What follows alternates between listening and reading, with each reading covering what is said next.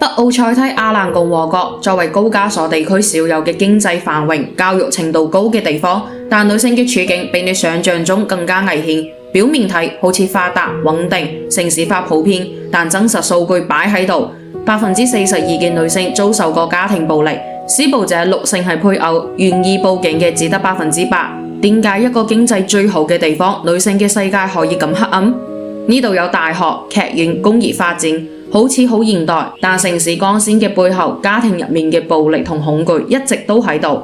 結構邏輯其實好簡單，經濟發達唔等於女性安全，城市化亦唔代表女性地位有保障，甚至相反，表面越現代，家暴就越隱蔽，越難講出口，因為社區越緊密，輿論就越嚴苛，警察亦越係熟人社會，女性根本無處申訴。有人會問點解唔報警？但如果你咁做，就要面對3個現實。第一，報警係冇用嘅，制度唔會保護你。家暴非刑事化之後，初犯多數只係罰款或者拘留，警察甚至會話夫妻之間自己解決。如果施暴者有關係，直接放人。第二，報警要自己俾錢，罰款往往有女人承擔，仲要俾全屋人怪你。第三，羞恥文化同輿論壓力。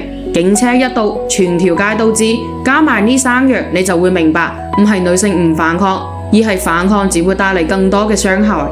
有個北奧塞梯嘅女人講過，我唔會舉報佢，因為佢係我仔女嘅父親，我嘅報復就係等細路仔大個之後，知道佢對我做過乜嘢。聽落好無奈，但呢個就係當地女性最真實嘅處境。當制度逼你放棄暴力求助，你嘅反抗只能變成自毀式嘅存在。你唔可以報警，你唔可以離婚，唔可以講出去，你唯一可以做嘅就係忍，直到有一天有人知道真相。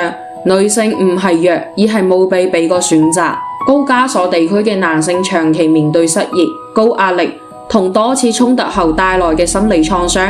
當男人喺社會揾唔到位置，家庭就變成佢唯一可以發洩嘅地方，而女性就成為出口。更諷刺嘅係，警察同司法系統都有同樣嘅男性結構主導，所以家庭暴力喺呢度會被理解，甚至唔會被阻止。